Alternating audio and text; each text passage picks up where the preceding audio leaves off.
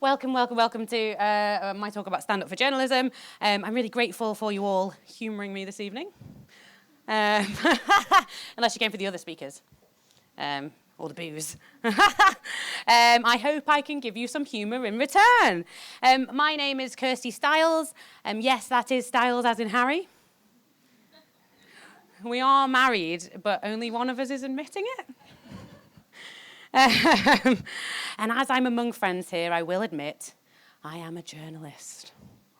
I worked at the Bureau of Investigative Journalism with Megan, who was just on the slide earlier, the Next Web, the New Statesman, and the New Economics Foundation, where I ran a economics podcast. I'm also a name dropper.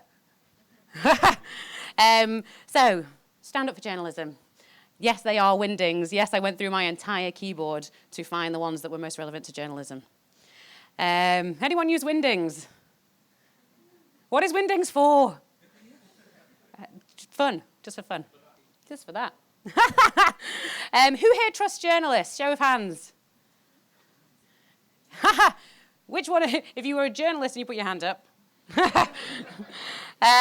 Who thinks the public trusts journalists? Oh, spectator. Well, one's like us. If you went to my home city of Liverpool, I know you're like, she's not from Liverpool, and asked for a copy of The Sun, you would quickly get the message. We are typically only trusted by about a quarter of the population across many countries across the world. The least trusted of all major institutions across many countries. Less trusted than charities. Fair enough, moves. Less trusted than governments. Less trusted than corporations. And even estate agents. Oh, it hurts. That guy, slick hair. All in all, I actually spent almost 5 years trying to be a journalist. Most of those training to try to be a good one. Mainly, of course, because I couldn't get a job at my local property firm. Not honest enough. They said. That was, of course, a lie, but you would expect nothing less from me. I then spent 5 years actually being a journalist. I know we were talking earlier about like the advice that you give to yourself, like, oh, dream job. Here I am. It probably peaked with a technology editor job at the New Statesman back in 2016. I often get asked, what made you want to be an editor? To cut a long story short,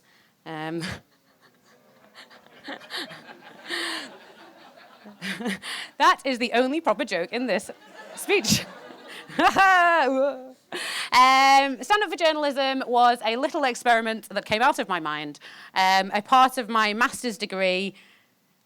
What should you call it? Mistress. Part of my mistress. And it counted as proper work, would you believe it? It started on April Fool's Day, the best day in the journalism calendar, right? When I sent out an offer for people to get involved with a new comedy training program for journalists. Is it a joke, they thought? More than 20 people applied, and it was up in Manchester. Like, I know that you don't know what is after the Watford Gap. And some of you volunteered to come. And some comedian from Reuters in Geneva applied. As if I was bankrolled by Rupert Murdoch or something. I'm just a civilian. I don't have any money. A couple of weeks later, I offered some comedy training to everyone who'd applied with the help of an academic comedy network called Bright Club. Anybody heard of Bright Club? Oh, if you've never been to a Bright Club event, go. They make academics funny. And then 2 weeks after we did the training, 6 sort of willing victims took to the stage in Manchester.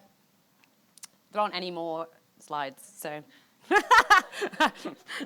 get comfortable. The reason that I did this was to test whether if people saw the human faces and heard the human stories behind the stories that they read every day, they might think differently about journalism.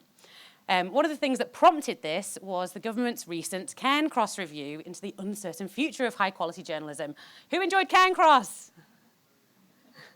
Yay! I read the whole thing. Well, that's a lie, isn't it? It was very long. So the government did a review into the future of high-quality journalism, and I did a very scientific poll of my friends on Facebook, and I found that no one had actually heard about the public consultation into the future of high-quality journalism.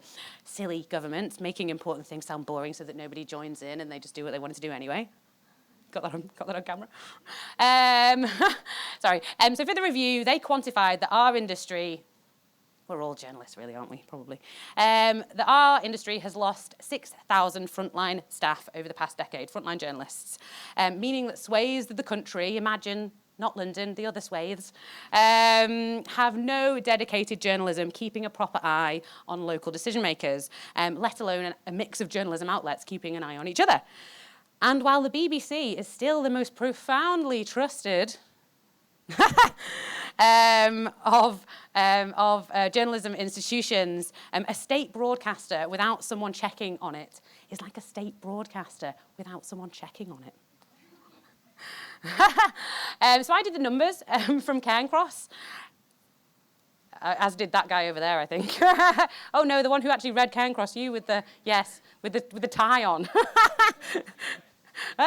So I did the numbers from Cairncross, and I reckon that high quality journalism costs about £1 billion to produce every year. I genuinely did some numbers. £1 billion a year. That is £18 a head for everyone who is old enough to pay. I didn't include children because they make poor decisions. So that's not bad, eh? That sounds affordable, £18 a head. Yeah? I often think that if advertising was the internet's original sin, as the guy who created the pop-up ad said some years ago, then fake news, genuine fake news, which is increasingly hard to distinguish from actual proper news these days, is surely our only deserved misery after being turfed out of the Garden of Eden. If ever there was an enduring fake news story. Oh no, I've lost you. This guy. Okay, it's taking a bit of a turn. Okay, who did Journalism 101? You guys are studying. Why have you not done Journalism 101 yet? It's the first one. So in Journalism 101, we've long asked whether journalism is a window on the world, whether it is a mirror held up to society, whether it is a distorted mirror that somehow the advertising makes me feel I need to get rid of all my body hair for absolutely no medical or practical reason. They do call me Hairy Styles, after all. But for me, this isn't just a question for journalism students. Standup For Journalism was a small attempt to start a conversation about what we want and need journalism to do in the 21st century. And if people don't love journalists, they bloody love comedy. What could possibly go wrong? So, this is the last bit, guys. We're all sweating. It's been a long day. I'm sweating. So as I said, 21 people applied for the pilot. And they could have just thought it was a joke. It was April Fool's Day. It was just being funny. And 2 others actually agreed to join in after the closing date. Now, I won't name names, but it was 2 national journalists that dropped out, as in national publications, Northern reporters. I did feel like the guy from the Daily Mail would have struggled. Yeah, I think, you know, undermine your entire life. No, don't do that. So after some training, and it was very, very basic, with the help of Bright Club, 7 people took to the stage on the 8th of May this year, including yours truly, not to upstage everybody else, 5 of whom were journalists. Now you're like, 7, 5 were journalists. Who the hell were these other people? I let a data scientist, any data scientists in? Oh, God, there we go. The most comical of all of the tech people. I let a data scientist and a local councillor sneak in. They were doing it in solidarity. The local councillor actually really put her neck on the line. She was like, you know, you've got the same problem as we do. Everybody hates us. And she was hilarious. She dressed up and put an entire Wonder Woman outfit on. It was absolutely beautiful. So I had somebody who was a former journalist at the Wall Street Journal. I had somebody from a local media co-op called The Meteor in Manchester. And I had someone from Colombian television, who's actually quite famous in Colombia, who sort of thought she was just coming to like a public speaker training thing. Because she'd come to England to learn English. I was just like, okay, well, that's legitimate, come on. And she did it, and she was amazing. So 33 members of the public joined in the audience. 21 of those filled out my survey. Everyone's like, oh, fucking hell, there's still a survey to come. And I used Keyes Brandt's trust typology, which is outlined in Rethinking Journalism, students, Trust and Participation in a Transformed News Landscape 2013, Required reading. There's nothing quite like measuring comedy to make it really, really dull. So before and after the show, the audience was asked, 1, to what extent do you believe that journalists have good intentions? Do they believe in us? 2, to what extent do you believe that journalists have the ability to deliver on those intentions? And 3, to what extent do you believe that journalists respond to the needs of their communities? So, intention, ability, responsiveness. Got it? And they were scored on the scale of 1, what is it now? Nah, they're no good, to, yes, local heroes, which is quite sweet. So, guess, how much do you think they believed in your intention out of 10? Ooh. It was actually the top one. It was 6.2. Not bad. That's your intention. What about your ability? And it's lower than 6.2 maths journalists. 5.2. And your responsiveness, so how much you actually respond to what they want, lower.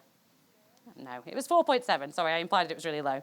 6.2, 5.2, 4.7, not bad.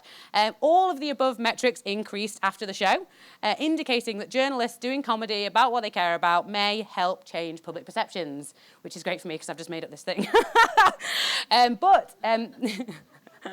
The intention and responsiveness metrics, the human ones, about you actually you're trying to do a good job, increased more than the one about ability. So I think there is a problem because comedy can show the humanness of the subject. It actually might kind of demonstrate potentially that you might be not very competent, but that you don't actually have control over your ability to do the job.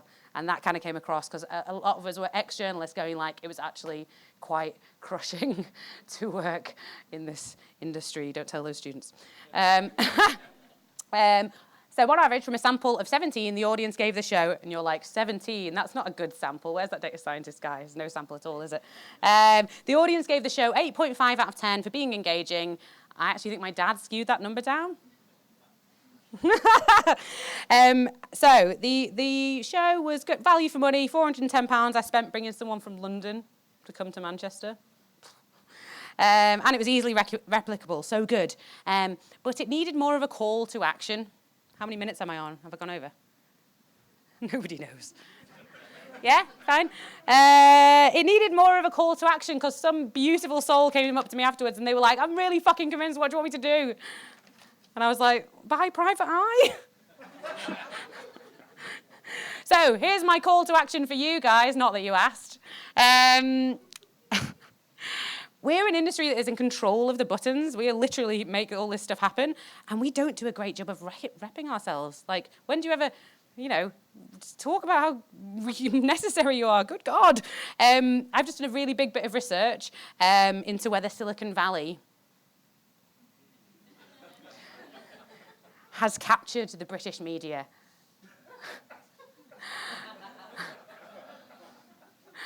And I don't want to state the obvious, but I did actual data on it, and it has. It has. Its powers are hard to resist. The boost is harder. It's problematic for so many reasons. Something needs to change here. Someone needs to do something about it, and I'll just leave that here. Oh, wait, no, that's not the end. I'll just leave it here as in, you guys got to sort it out. Okay, so at this point, I'm going to do a shout out to the Public Media Stack, which is about getting journalism organizations to make their own technology and collaborate with each other, because why would you be a dick about it? What if we owned the technology, everyone? We really, really have to convince people that journalism matters and is worth paying for, of course, by producing good journalism, but maybe you need to get out more. Who would like to join in the next Stand-Up For Journalism with me, perhaps? A world tour, maybe. Just a thought. And finally, I'd just like to say, nearly the end. The night was dedicated to Lyra Mickey. And we made 100... Yeah. We threw together £160 from the ticket sales, and it was donated to her memorial fund.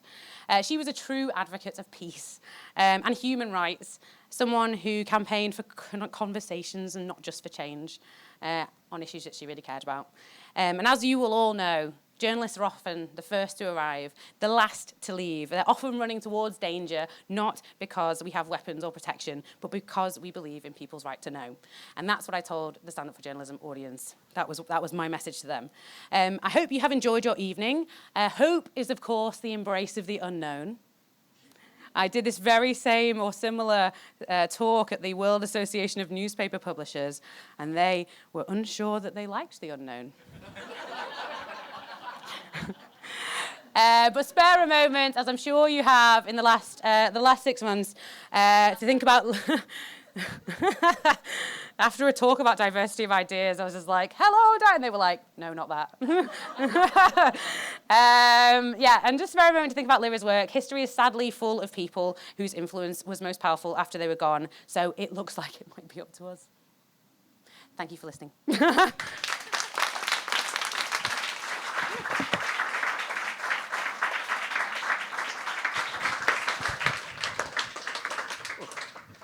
Thank you for staying. Yeah. Thank you, everyone, and thank you, Kirsty. Thank you. So we've got a little bit of time for questions. What are your life choices? And I'll kick it off. What should we all, journalists and hackers actually, learn to do? Should we learn to code or should we learn to do stand-up? That is a really good question. I was a technology journalist. I can't code. It is definitely a good skill. I guess not everybody needs to be able to do it. I think public speaking is a really good one that I don't think they tell you in journalism school. And kind of working out what your story is, because I used to do a story about how I became a technology journalist, which was a whole other world of insanity. And being able to explain stuff to people and in a way that, I don't know, I think public speaking is great. So I'd do that. Cool. Does anyone on the floor have questions? Why are you not a Scouser? This is a mic coming to you. Who wants the question? Thanks, Kirsty. How did the journalists who were participating, how did they respond? Like, what was the thing that they took away? What did they find? How did they find it helped them? The participants? The participants. The one from the Wall Street Journal was nervous as hell, and she had done a lot of performing, and so it was really pushed her to actually pull together her story. She had kind of Asian heritage and had not kind of performed about herself in that way. And so it was all of her story about that, working over there for the Wall Street Journal and stuff that she was forced to pull together. And it was definitely a case of... okay, we'll give people a bit of training. Okay, we're going to do this in 2 weeks. And then, okay, like the day before, people are like... so it just pushed people to just do something really different. My friend Julian from Open Data Manchester, who was a data scientist who joined in, he was, again, nervous as hell. He was brilliant.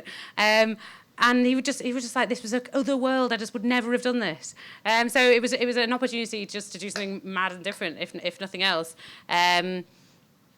Yeah.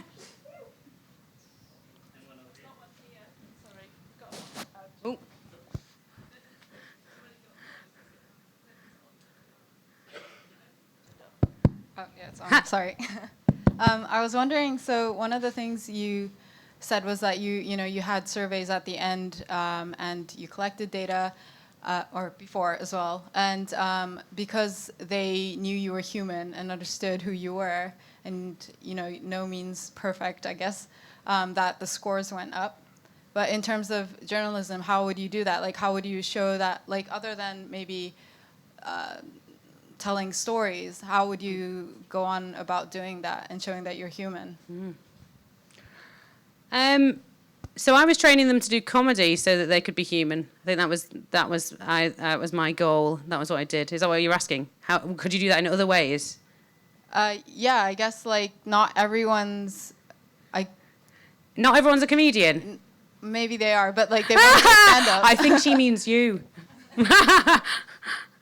I don't know. Bright Club has got chapters all over the world. So this is the Academic Comedy Network, and people would be like, academics, they're not funny. But they've done a hell of a lot of training, and some of them are, and some of them aren't. Some of them are and some of them aren't. But it pushes you to try and think, you know, if you're sat in a room writing and no one reads it, did you really write it kind of thing? So, tree in the woods. You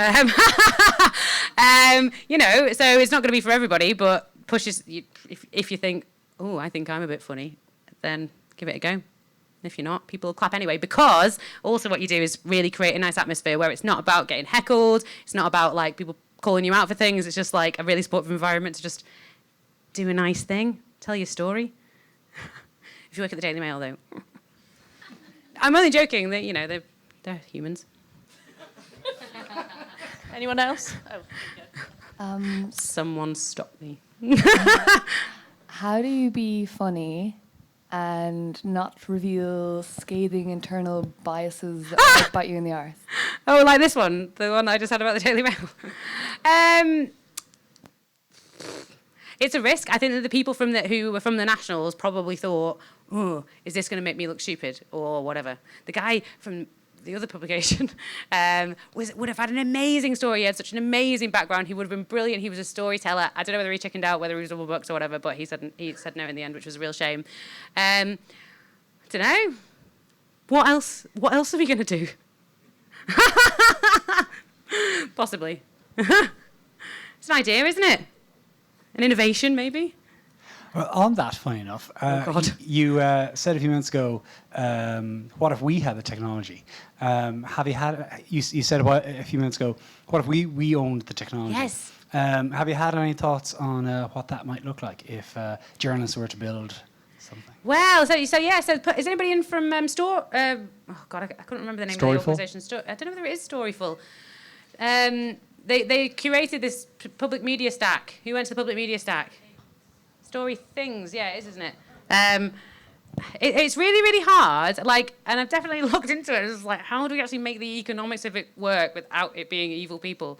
The FT have loads of technology that they have built, which sometimes they actually do release as well. I think there's probably enough actually already built for you to all do your jobs forever, probably. And I think it's a good idea. On that, I just did a big piece of research, as I said, into whether we'd been captured by Silicon Valley, and if there are any commissioners in the room who would be interested in a very rigorous piece of research put into a very hilarious 2,000-word feature about that, then do let me know. Yeah, I think we do. I can't believe it. Like, Silicon Valley has contempt for public interest. It does. If you look at there's the Riptide interviews, which were done between media leaders and Silicon Valley leaders. Silicon Valley doesn't care about public interest. It doesn't actually believe. If you read into there's some research, somebody did an analysis of these interviews. They don't care about public interest. They don't actually believe that journalism as a thing needs to exist. They think that really technology can do that job. They don't think that we've hired enough engineers, which we haven't. We've not built the infrastructure. They have. The only thing is, they don't have to pay taxes. They don't have to be regulated, and they can just go like, oh no, this isn't a company. We're not a media. What do you mean?